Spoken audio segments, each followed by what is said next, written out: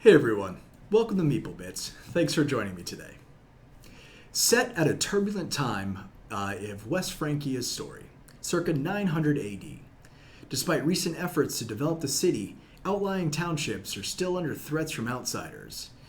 Scouts are on the borders while Vikings plunder wealth and livestock.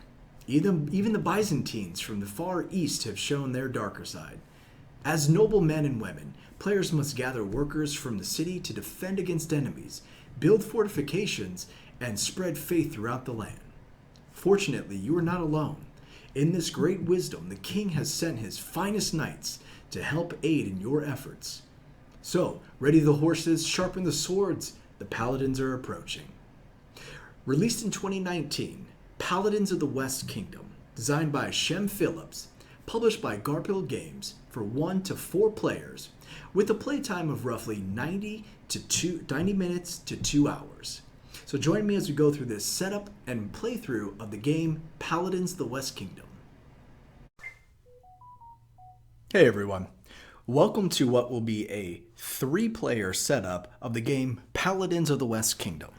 As you can see, there's a lot happening out here on the table. So I say what will appear to be a 3-player game because I'm only going to be focused on a single-player board because, well, I can't get all the table space into one camera shot. But I'm going to do some hard edits here and zoom in on the different areas of the board as I explain the different components and the setup, and then we'll go through what a game looks like to be played.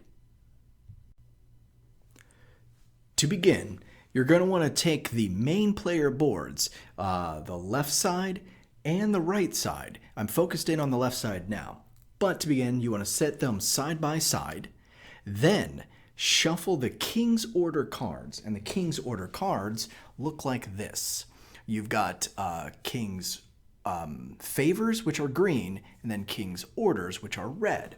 You're going to want to shuffle them individually and then put 3 out for the King's Orders and then, 5 out, 5 out for the King's favor.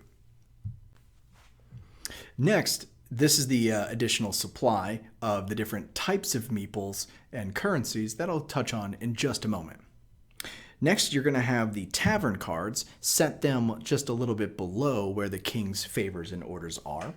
You're going to have townsfolk cards, which are going to then draw out and fill in all the spaces indicated here, and then set the remaining cards off to the side.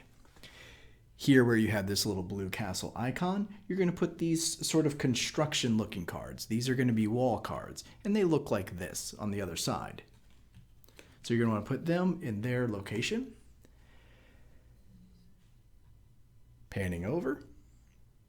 The second side of the board. You're going to want to fill up the tax supply in accordance to the number of players. So if there are 4 players, you're going to fill up 8 in the supply. In this 3-player demonstration, I'm going to put 7 into the tax supply. Next, here on this black card marker, you're going to put the debt cards above it. Here, you're going to put the suspicion cards above this purple slot with the plus sign. And then next to that is the suspicion discard. Next, you're going to deal out the outsiders. So you're going to deal them from left to right, putting the outsiders here on this bottom row, setting the remaining outsiders off to the side for the draw pile. Next up are the different type of workers. We've got red fighters, we've got blue merchants, we've got white laborers, we've got black clerics, green are scouts, and these purple ones, which they don't really show up too purple in this lighting, unfortunately, but these purple ones are thieves or criminals. They are kind of wild card workers. We've got our metal coins, and then we've got our chit token provisions. And this is going to be the general supply that we're going to be using throughout the game. Next up is the individual player boards.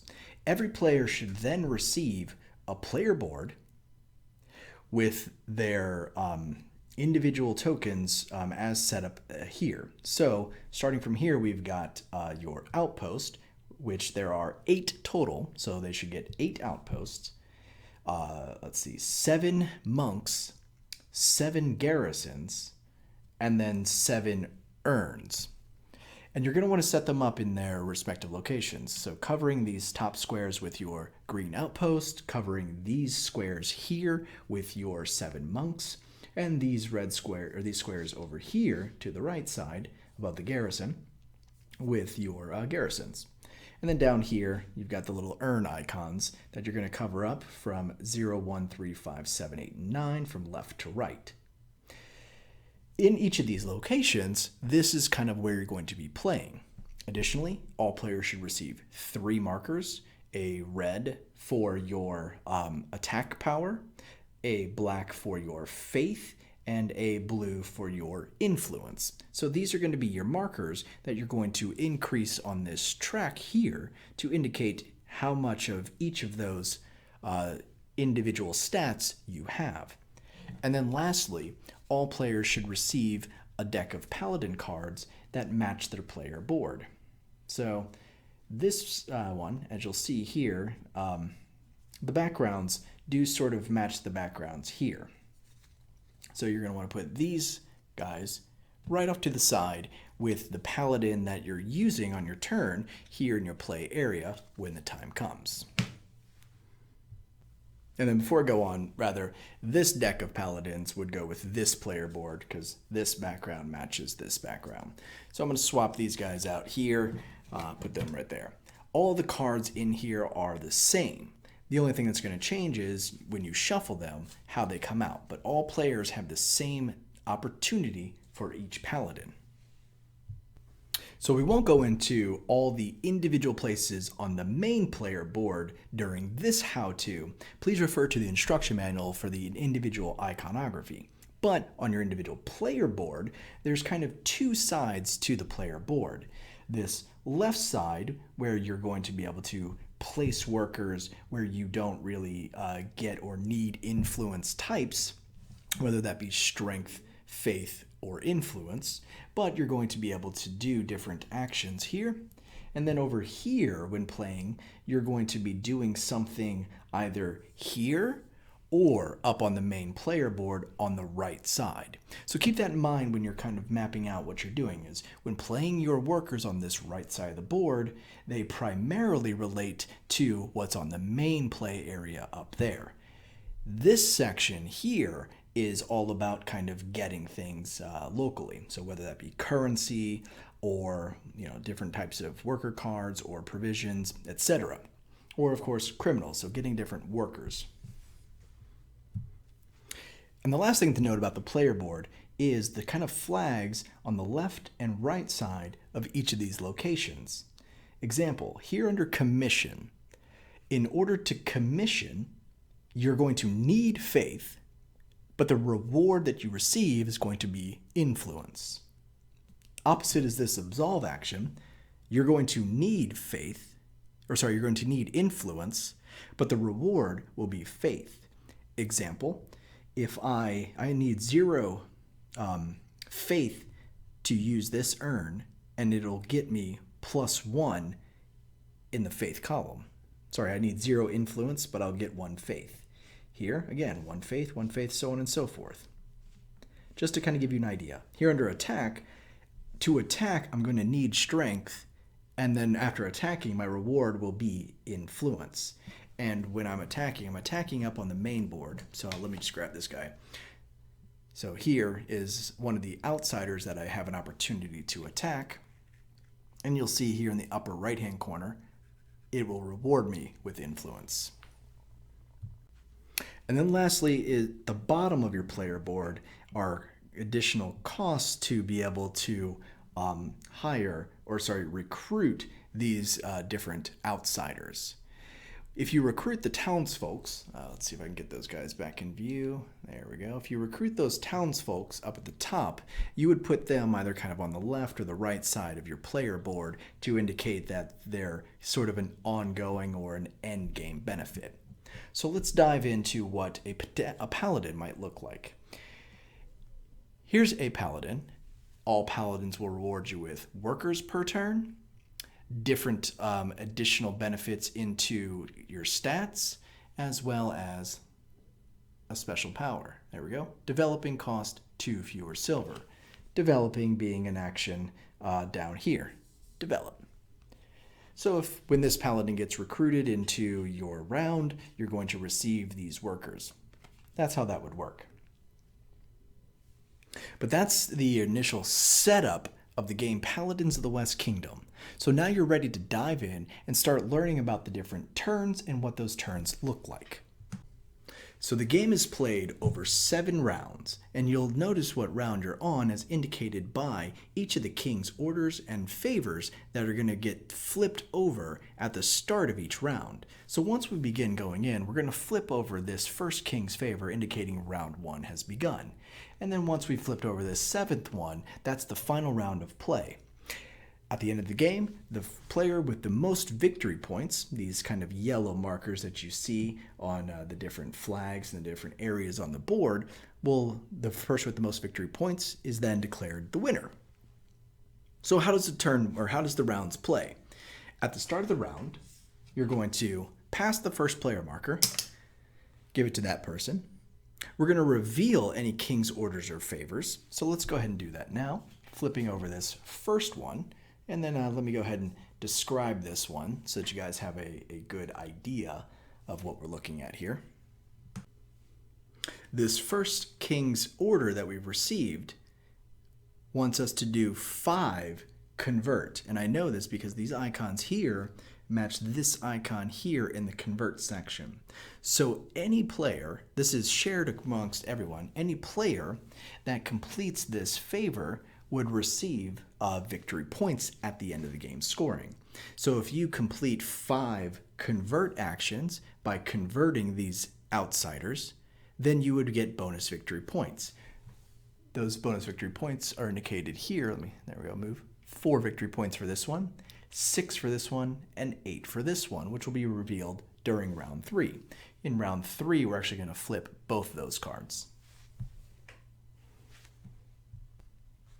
Next, we're going to draw up from the tavern cards. So the tavern cards look like this. And we're going to draw up 1 plus the number of players. So in this example, we're going to draw up 4 tavern cards. There we go. And then each player on their turn, starting with the first player, not starting with the first player, but in the initial setup, starting with the last player, they will choose first. And in every subsequent round, after setup, then you're going to do first player picks first. Stepping back, 1 piece into the original setup, all players, starting with the last player, so player 3 in this case actually, they're going to recruit a townsfolk into their hand right now at no cost, and then we're going to refill it in just a second. So let's say the last person chose this card, next person chose this card, and then first player chose this card. So they would recruit this person into their hand. And all players would, during setup, resolve any immediate effects that there might be. Example, this immediate effect on this recruit would be able to discard a suspicion.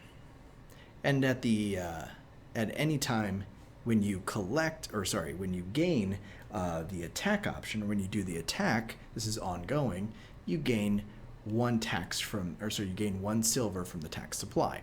Tax supply is indicated in red, and from general supply is indicated in its normal color. Okay, so then that would conclude the initial setup. We would slide these down and then replace them, like so. Okay, and then, back to the round. So, pass the round marker, reveal the king's order, flip up tavern cards equal to the players plus 1.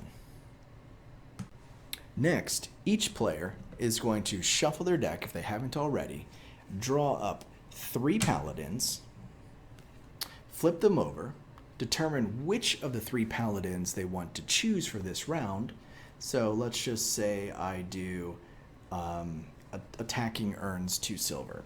He's going to be my paladin to use for this round, and as you guys see, he's going to then net me a warrior and a scout, and then I'm going to get a bonus 3 attack and 1 faith. So I'm going to put him in the main play area. Then the next two, you determine which one you want to return to the top of the deck, and the other one gets put at the bottom of your paladin deck. And then starting with the first player, they would reveal their paladins, which I've already done, collect the workers, so in my case, a red and a green, kind of put them in my play area for use, and then I'm going to choose a set of workers from the tavern cards. Now, whenever you collect a criminal, a purple one, in all cases, you would collect a suspicion card, no matter what. So I'm going to collect, let's say if I pick this tavern, I'm going to collect 2 blue, 1 purple, and a green. So I'll go ahead and collect this one, moving that off to sort of a discard pile. So 2 blue, a green, and a purple. Now I should have 6 workers to use for this round. You can gain more throughout the course of the round and use them, and certain things will allow you to do that, but all players will eventually start a round with 6 unless they've transferred over from a previous round. To note, you can transfer 3 workers from a round into the next one if you didn't use them. Okay, and this peddler is actually this player over there. The player that I didn't set up because there's just not enough room. So we got my workers, then the next person would pick theirs, and the next person would pick theirs, and they would collect their workers. But I've collected a criminal, so I must collect also a suspicion card. And this suspicion card nets me nothing. But I will hold on to this suspicion until such time comes that I can get rid of it. Now, how does suspicion work? I'll address that very quickly before stepping into the next stage. During play, when this tax supply is emptied, then an inquisition happens. During this inquisition, the player that has the most suspicion cards will gain a debt card. And then they would be able to discard half their suspicion cards. So if I have 1 suspicion card, I would be able to discard it entirely because it's half rounded down. So half of 1 is a half, rounded down is 0. If I had 2, then I would get rid of 1. If I had 3, I would get rid of 2, so on and so forth. Okay, so we've gone through the original setup of all the different areas. We've set up our player board, and we've started what it looks like to take a round. So normally this is where I'd kind of reset things and say let's dive right in, but instead let's just dive right in. So during this round 1, I as first player, and the round will then take place doing 1 action on your turn, and that 1 action can be playing your workers in any place you want. If you pass, you cannot unpass. So I have 6 workers, and let's say, just for example, I were to pass my turn. Well, at the end of my turn, I would lose 3 because I can only roll over 3 workers into the next round. But on my turn, I'm going to choose and decide which actions that I want to do, keeping in mind that doing any of these will net me bonuses. This left side, I don't need any sort of influences, strength or faith or influence. But to do things on this right side of the board, I will need that. Example, if I wanted to, say, attack this guy, it would cost me 1 strength. I would need 1 strength to attack him. If I wanted to convert him, it would take 0 faith to convert this guy. If I wanted to, say, go up here and recruit one of those guys up top, then I would go here to the recruit section. And let's say I were to put 1 guy here, and then I would put a second guy here. If you only put 1 guy in a location on your turn, on a subsequent turn, you cannot put the second guy. It must be both in 1 turn if you want to do the secondary action. So if I were to put a guy in this recruit spot, I would then choose a card to discard, and the discard value is in its upper right-hand corner. So, example, if I were to say discard this one, it would net me 2 coin from the tax.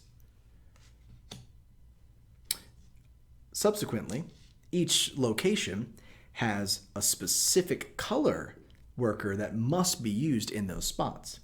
So if you see workers that are clear, then you can put any worker there. And remember, a criminal acts as any color in any location. And then lastly, I guess, sorry I didn't address this, but over on the right side of the board, there's these sort of dotted lines around the first 2 workers on every one of these spots. If you develop, you can then take, starting from left to right, and cover up any one of those 2 spots on any location you choose, thus making a future turn require less workers to accomplish. So here I am on my turn, and I know that the king's order is to convert some of these outsiders, but I kind of like the idea of attacking, since attacking earns me 2 silver with my paladin, and I've got what I need to do it. So I start off this with 3 strength, so I could actually attack this guy right from the get, and attacking would net me more strength for a future turn. So you know what? I think let's go ahead and do that. So let's attack. So I need a green worker, I need any type of worker, and then I need a red worker. There we go. 1, 2, 3. Now, to attack, I can also pay 1 silver per 2 strength that I'm missing. Well, right now I don't have any coin, but that's okay. We'll acquire it soon enough. Big oversight on my part. All players at the start of the game do receive 3 coin and 1 provision from the supply. So, sorry about that one, guys. I hope you managed to make it through the first 21 minutes here when I forgot to get that in the setup. My bad. Anyway, back to the attack action. Here we go. I do want to go ahead and just attack this guy because attacking him will net me this up here, which is another criminal. But you know what? This guy will net me more influence and a green worker. So I'm actually going to do that instead. So I'm going to attack this guy, pay the 1 silver that it takes because I'm missing 2 attack, because I only have 3 strength. So I'm missing 2 strength to go to the 5.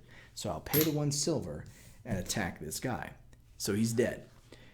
And I'm going to move up the influence track here. My blue guy goes up.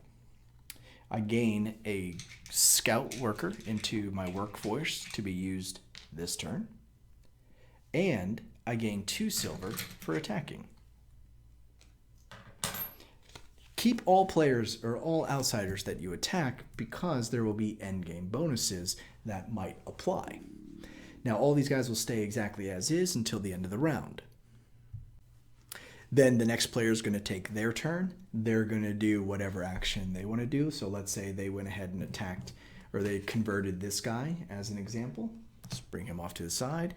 And then let's say the next player decided they wanted to fortify. So let's assume that they built a wall. So let's grab that wall card.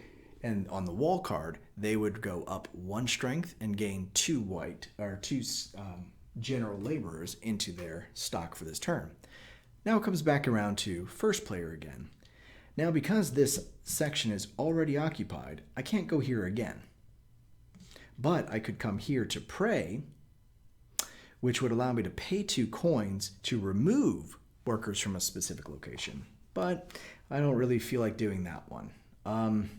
So instead, I'm going to come here to absolve. I'm going to, let's see, 1 white.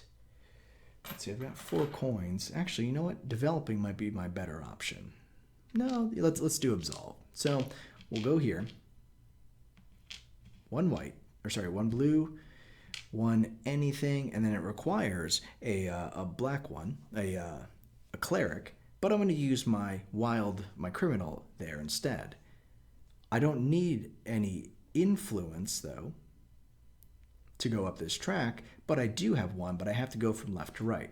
So I'll take this left one. I'll pay the 1 silver as indicated here. And then I'm able to put it over any of these spots over here. So I like the look of gaining 1 faith. So we'll move the faith up the track there.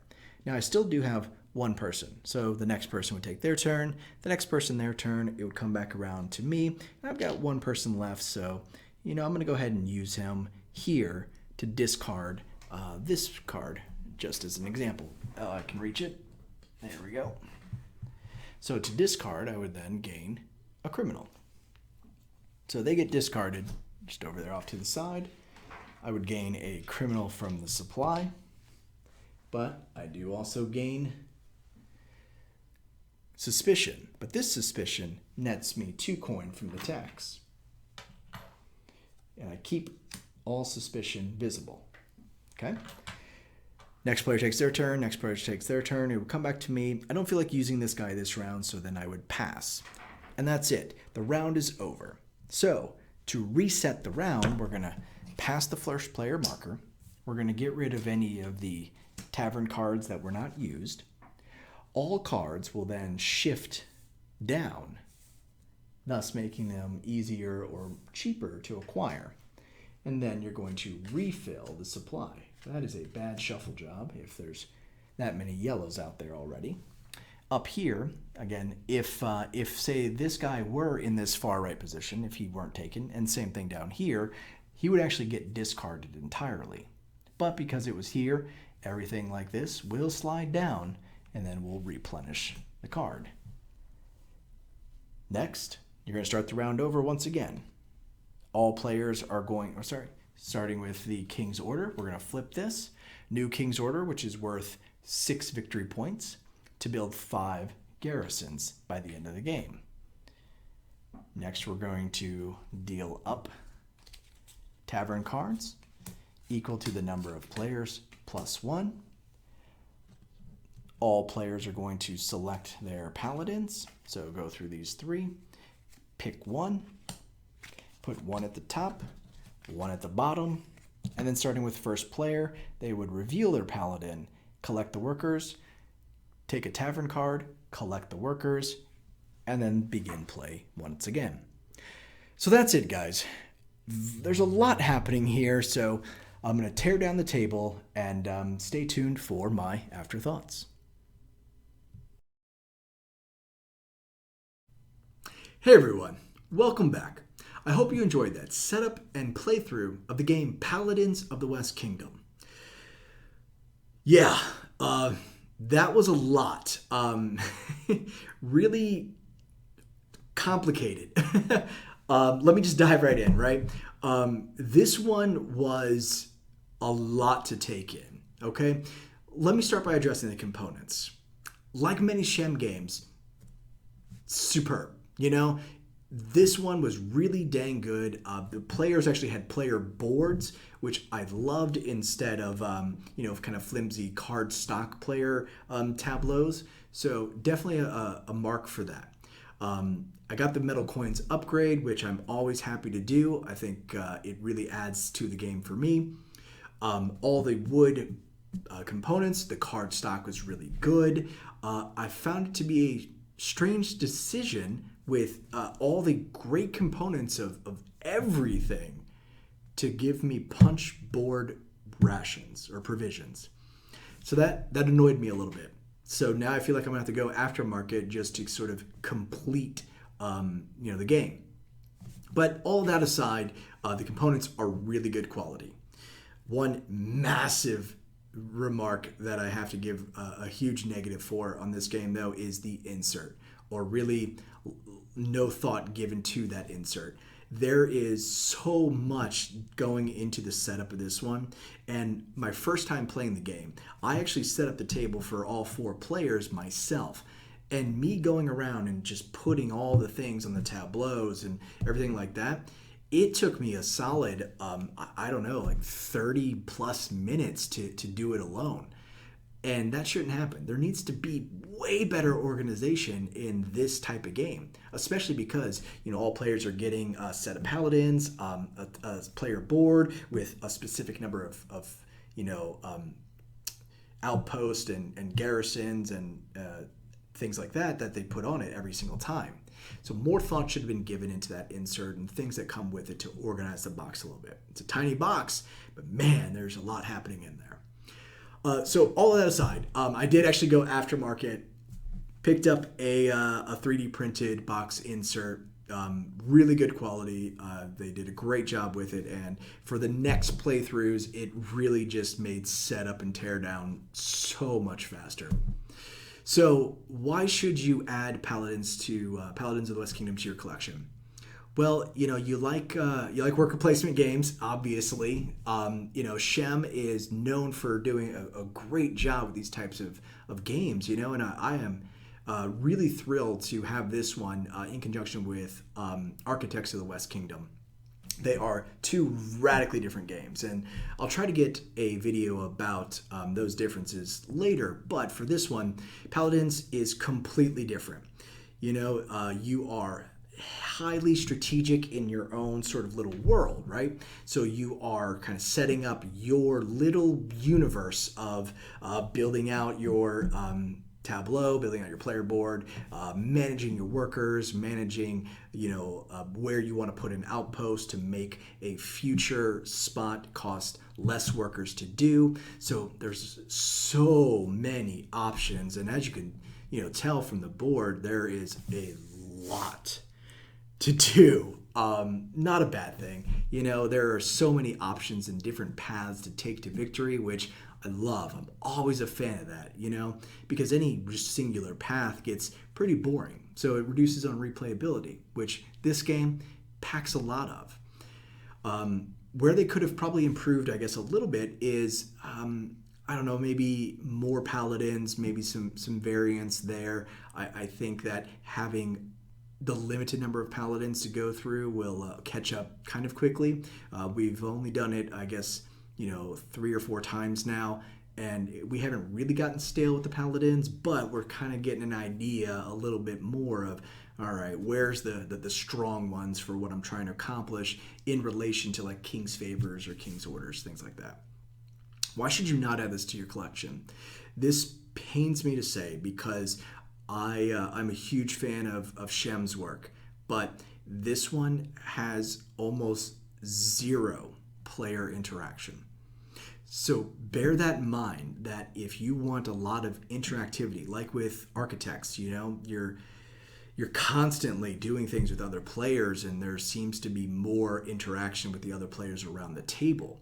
This one, again, you are really insulated into your little kingdom that you're creating, that you don't really interact much with the players around the table. So, it almost feels like a quasi-solo experience in that regard. The other downside is, for my first playthrough, guys, it took us, I think, 3 hours. There was just a lot happening and a lot of just things to set up, a lot of new things going on. So we enjoyed it, but man, after that first time, I'm surprised we were able to play it again, because we went double over the time that it would normally take to play this one. So I'm not going to drown on too much, because if you're watching this after the playthrough, this is probably already a 40-minute video. But look, it's a heavyweight game and a lot happening. Heavy strategy, really deep and involved, a lot of cool ways to victory, but limited to no other player interactions and things like that. So I really enjoyed this one. I'm happy to have it into the collection, and I'm looking forward to Viscounts of the West Kingdom. So I'll definitely get that one once the Kickstarter is complete there. But guys, let me know your thoughts about Paladins. If you like this one more or less than Architects, leave a comment down below. If you happened upon the video and you enjoyed the content, please feel free to give a subscribe. Really appreciate the support. But until next time, guys, thanks for watching.